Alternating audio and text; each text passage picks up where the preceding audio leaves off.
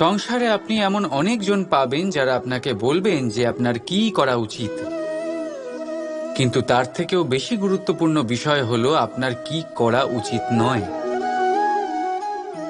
আজ আমি আপনাকে এমন 3টি বিষয় বলবো যা নিজের জীবনে আপনার করা উচিত নয়।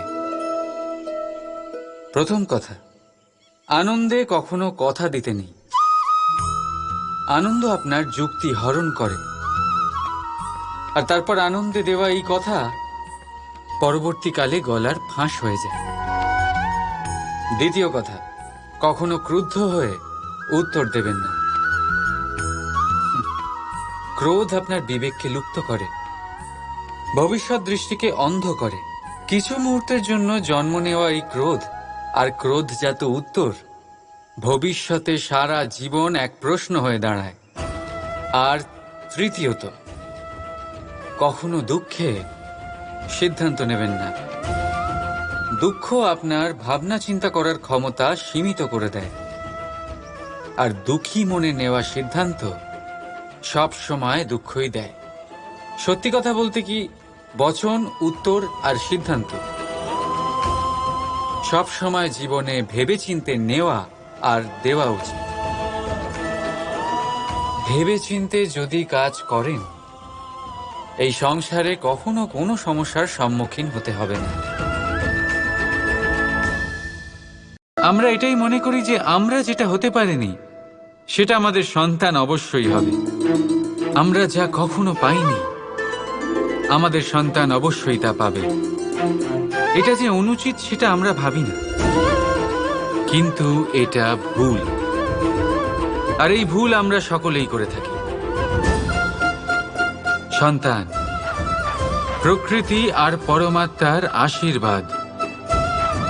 ওদের ভেতরে তাদের নিজের একটা অস্তিত্ব লুকিয়ে থাকে, সেটা মন দিয়ে দেখুন তো। আপনি শুধু ওই সন্তানকে জন্ম দিয়েছেন, কিন্তু ওর জীবন আপনার নয়।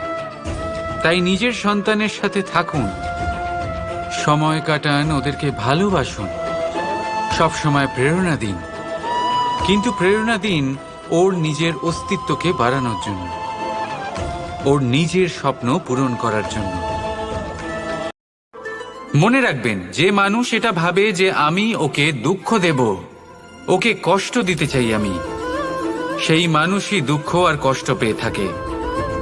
যদি সেই জায়গায় আপনি এটা ভাবেন যে আমি কাউকে সুখী করে তুলতে চাই, কাউকে সুখ প্রদান করতে চাই, তাহলে তারও বীজ আপনার মনেই রোপণ হবে, বৃক্ষে পরিণত হবে, যার ফলও আপনিই পাবেন।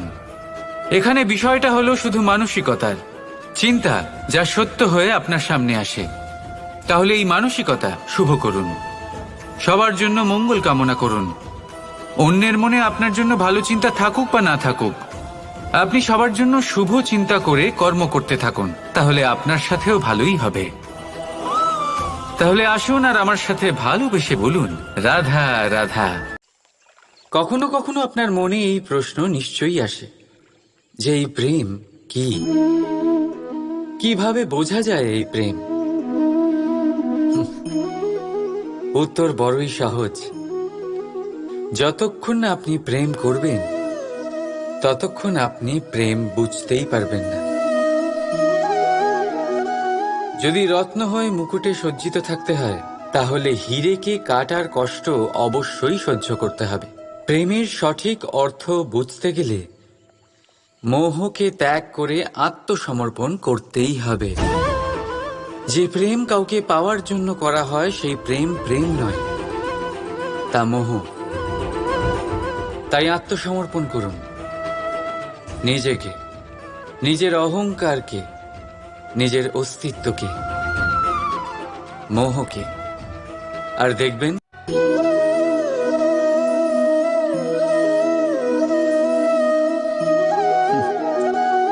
জীবনে কোনো এক লক্ষ্য প্রাপ্ত করতে গেলে মানুষ দুটি ভাব নিয়ে এগিয়ে চলে। প্রথম, নিজের লক্ষ্যে পৌঁছানোর নিশ্চয়তা, আর দ্বিতীয়, নিজের লক্ষ্যে পৌঁছানোর পথ। সবাই এটাই করেন,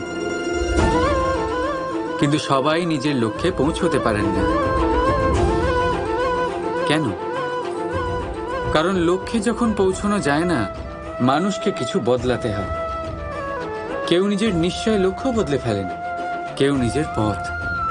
যারা নানান পথে চেষ্টা করতে থাকেন তারা সফল হয়েই যান, কিন্তু নিজের নিশ্চয় লক্ষ্য যারা বদলান, সাফল্যের স্বাদ তারা কখনোই পান না। তাই নিজের নিশ্চয় লক্ষ্য কখনো বদলাবেন না, কারণ নিশ্চয় লক্ষ্য হারালে পূর্ণিমার রাতেও চন্দ্রগ্রহণ দেখা যায়। নিজের নিশ্চয় লক্ষ্য বজায় রাখুন, আপনি সাফল্য অবশ্যই পাবেন। রাধা রাধা।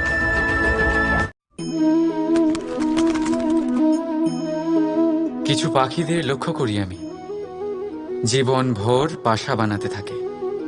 এখান থেকে ডাল কুড়িয়ে, ওখান থেকে পাতা কুড়িয়ে, সর্বদা এই কাজেই ব্যস্ত থাকে যাতে নিজের বাসা বানাতে পারে।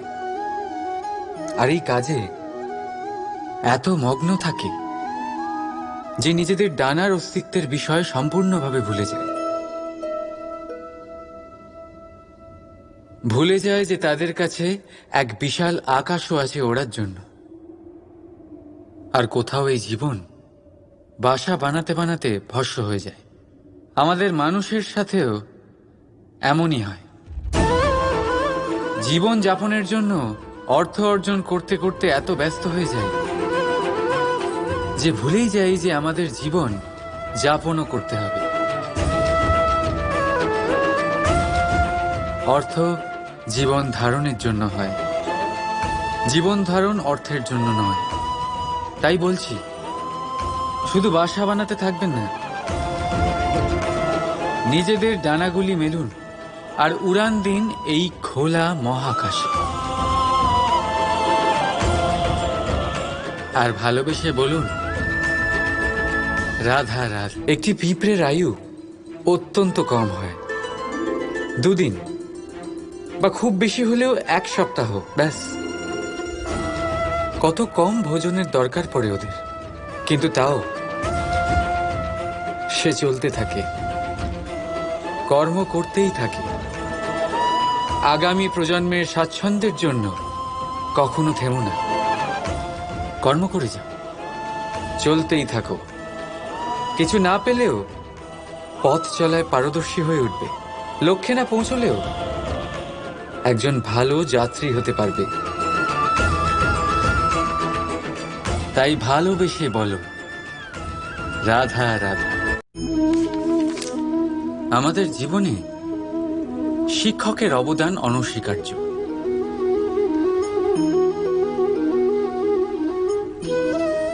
শিক্ষক যিনি আমাদের জীবন ধারণের প্রয়োজনীয় শিক্ষা দেন, জীবন যাপন শেখান, আর মৃত্যুর পরেও কিভাবে সুনাম বজায় থাকবে তা শেখান। কিন্তু যদি কেউ এই প্রশ্ন করে যে আমাদের জীবনে সবচেয়ে বড়, সবচেয়ে গুরুত্বপূর্ণ শিক্ষক কে, তাহলে কেউ বলবেন মা।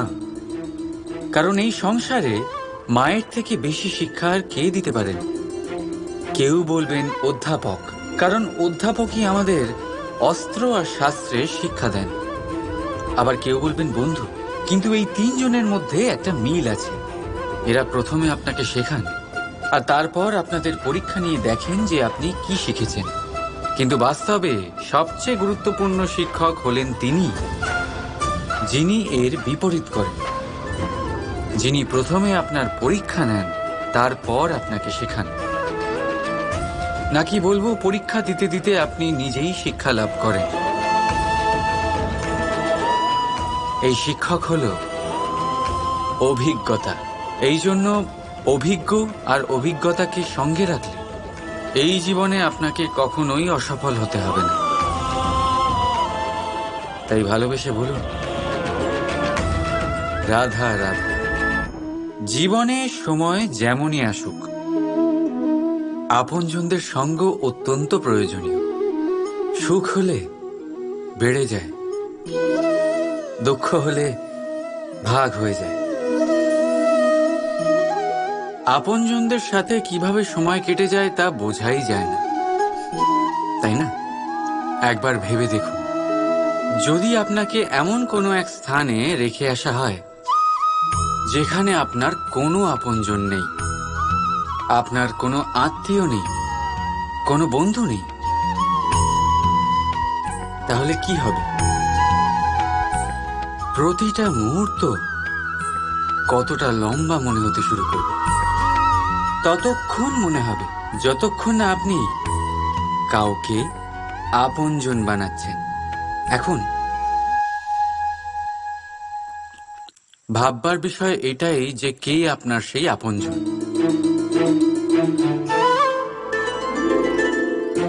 সেই আত্মীয় যার সাথে আপনার রক্তের বন্ধন, নাকি সেই বন্ধু যার সাথে আপনি বাল্যকাল থেকে বড় হয়েছেন, নাকি সেই সহকর্মী যার সাথে আপনি কাজ করেন? কেউ না। আপন সেই যে বিপদের সময় আপনার পাশে থাকে। আপনজনের পরখ সময়ের কোষ্ঠী পাথরে করা হয়। তাই মনে রাখবেন, আপনজনদের সাথে সময়ের খেয়ালই থাকে না, কিন্তু সময়ের সাথে আপনজনদের অবশ্যই চেনা যায়। তাই ভালোবেসে বলুন, রাধা রাধা। মানুষের একটা বিশেষ প্রবৃত্তি হল, তারা কখনো নিজেকে নিয়ে সন্তুষ্ট হন না, কখনো নিজেকে নিয়ে প্রসন্ন হন না। যা আছে তার থেকে বেশি পেতে চান, যা পেয়ে গেলেন তার থেকে আরো বেশি পেতে চান। নিজেদের জীবনে বদল, পরিবর্তন আনতে চান। আর এই প্রবৃত্তি এই সংসারে সবচেয়ে মহান, কারণ এই প্রবৃত্তির জন্যই সংসারের বিকাশ হয়। কিন্তু এই বদলের জন্য মানুষ তার খোঁজে থাকেন যা তার জীবনে বদল আনতে পারবে, তাকে পথ দেখাতে পারবে, তার জীবনে পরিবর্তন আনতে পারবে। আর তাই মানুষ সংসার জুড়ে তাকেই খোঁজেন যিনি তার পাশেই আছেন।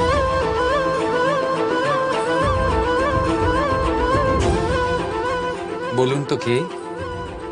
যদি কেউ আপনার জীবন বদলাতে পারে তবে তাকে আয়নায় দেখুন। আপনি নিজেই সে যে নিজের জীবন বদলাতে পারেন, নিজেই নিজের পথপ্রদর্শক হতে পারেন, জীবনে বদল আনতে পারেন, পরিবর্তন আনতে পারেন। তাই চিনুন নিজের অন্তরের শক্তিকে, আর এটা বিশ্বাস করুন যে এই সংসারে আপনার থেকে বেশি শক্তিশালী আর কেউ নেই। জীবন বদলে যাবে আপনার। আর অন্ধবিশ্বাস নয়, আত্মবিশ্বাসের হাত ধরুন।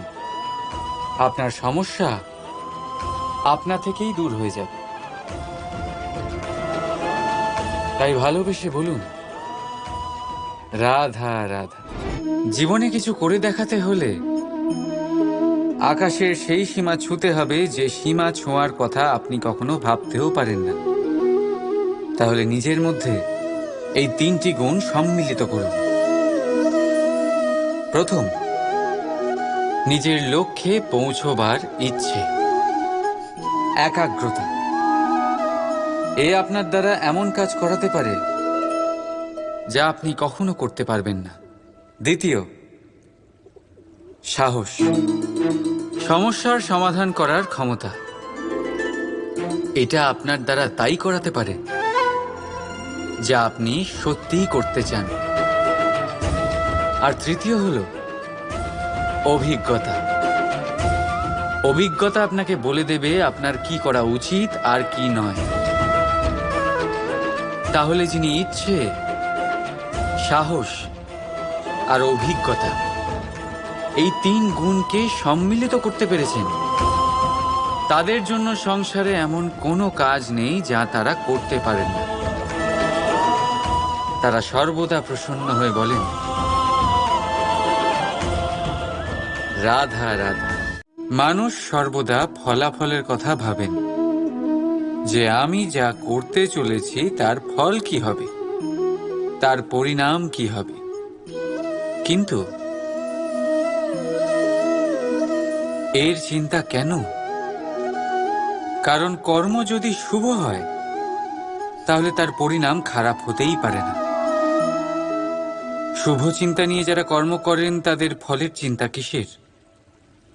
যারা ফুল বিক্রি করেন তাদের মাঝে সাঝে কাঁটা নিশ্চয়ই ফোটে, কিন্তু সুগন্ধ তাদের হাতে থেকেই যায়। হীরের সন্ধানে কয়লার খনিতে নামা ব্যক্তি কালিমা লিপ্ত হয়ে গেলেও তার হাতে হীরে অবশ্যই থাকে। তাই শুভ চিন্তা নিয়ে কর্ম করে যান, পরিণাম শুভই হবে। আর ভালোবেসে বলুন, রাধা রাধা। স্বপ্ন আর লক্ষ্য একই মনে হয়। এই দুইয়েরই কথা মানুষ কল্পনা করেন, এই দুই মানুষ অর্জন করতে চান। আর এই দুই পূর্ণ হলে মানুষ নিজেকে অত্যন্ত ভাগ্যবান বলে মনে করেন।